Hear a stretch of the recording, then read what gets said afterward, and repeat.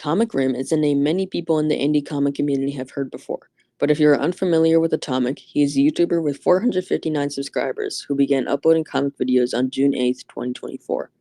It wouldn't take long for Atomic to begin getting noticed in the community, as he was arguably one of the fastest growing creators in the indie comic community, alongside Ruben Big Bro, and everything was going his way. However, it didn't take long for people to notice his characters, content, and ideas were strikingly similar to a popular comic creator, Xander Flicks. Atomic would always respond with a similar response. I'm not copying, I'm taking inspiration. But if you take inspiration too much, it eventually becomes copying. Months after the allegations began, Atomic announced his very first public comic, Atomic Rim Protection of Humanity, scheduled for early 2026. This hyped up fans and fellow indie comic creators, as it was approaching very soon. Months later, it was delayed to summer of 2026, disappointing many fans. However, it wasn't the first time it was delayed. In fact, it was delayed 3 times in total so far.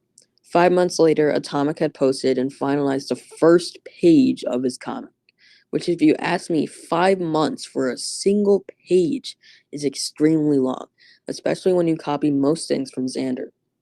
Now, Atomic would unsurprisingly begin getting a lot of hate, many comments revolving around criticism for the delays in quote unquote inspiration. Atomic begins guilt tripping. For an example, Atomic has claimed many times that he will quit if he keeps getting hate. Atomic has always been very fragile to RTF, a literal child, and gets very offended. Many people have claimed that the comic would be Marvel level. However, that is very unrealistic, considering Atomic is one man working on these projects alone. As for the similarities, Hugh and Xenon, who are both robots with very similar concepts, have similarities. Same for Zardax and Shaka, who are both robot villains who are in the first issue. And in conclusion, Atomic Rim copies, guilt trips, attention seeks, is glazed, and overall lazy.